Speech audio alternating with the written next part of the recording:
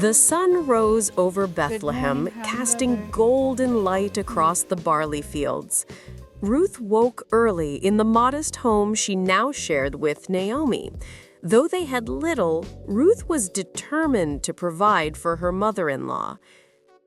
Welcome to the second chapter of the book of Ruth. According to the law of Moses, the poor and foreigners were allowed to gather leftover grain behind the harvesters. This was called gleaning. And Ruth the Moabite said to Naomi, "Let me go to the fields and pick up the leftover grain behind anyone in whose eyes I find favor." Naomi said to her, "Go ahead, my daughter." So she went out. Although Naomi agreed, her heart was heavy with worry. Ruth was young and beautiful, a foreign woman alone in the fields. But Ruth's determination gave Naomi no choice but to trust in the Lord's protection. Ruth walked through the streets of Bethlehem and out to the surrounding fields. The harvest was in full swing. Workers moved through the rows with sickles, cutting the grain in rhythmic motions. Ruth looked across the different fields, not knowing whose land she was choosing. But the Lord was guiding her steps. She ended up in a field belonging to a man named Boaz, a wealthy and honorable man who was a relative of Naomi's late husband, Elimelech. Just then, Boaz arrived from Bethlehem.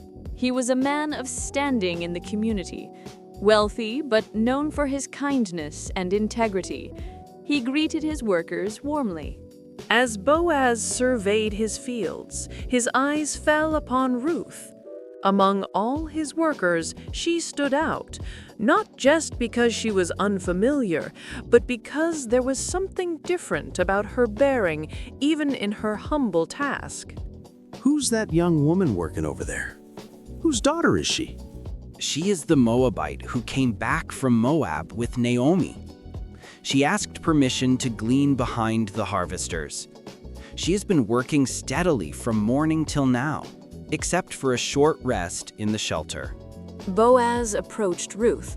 When she saw him coming, she straightened up, lowering her eyes respectfully.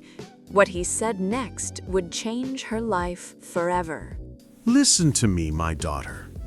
Don't go and glean in another field. Don't leave this one. Stay here with my servant girls.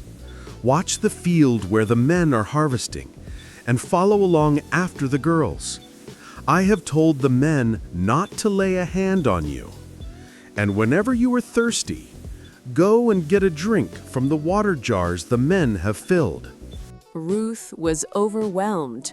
A wealthy landowner was showing her, a poor foreign widow, extraordinary kindness. "Why have I found such favor in your eyes that you notice me, a foreigner?" Boaz smiled warmly. He had heard about this remarkable woman. "I've been told all about what you have done for your mother-in-law since the death of your husband. I know how you left your father and mother and your homeland and came to live with a people you did not know before. May the Lord repay you for what you have done. May you be richly rewarded by the Lord, the God of Israel, under whose wings you have come to take refuge." At mealtime, Boaz called to Ruth again. "Come over here. Have some bread and dip it in the wine vinegar." Ruth sat with the harvesters, and Boaz offered her roasted grain. She ate until she was satisfied and even had some left over. As she stood to return to work, Boaz quietly gave orders to his men. "Let her gather among the sheaves, and don't reprimand her. Even pull out some stalks for her from the bundles, and leave them for her to pick up. Don't rebuke her." So Ruth gleaned in the field until evening. Following Boaz's secret instructions, the workers left extra grain for her. When she threshed out what she had gathered, it was an entire ephah of barley. About 30 pounds, far more than a gleaner could normally collect. As the sun set, Ruth carried her abundant harvest home, her heart full of wonder at God's provision. When Ruth arrived home, Naomi could hardly believe her eyes. Where did you glean today? Where did you work? Blessed be the man who took notice of you. Ruth told her everything, about the field, about the kindness shown to her. Then she revealed the name. The name of the man I worked with today is Boaz. Naomi's eyes widened. For the first time since returning to Bethlehem, hope sparked in her heart. The Lord bless him. That man is our close relative. He is one of our kinsman redeemers.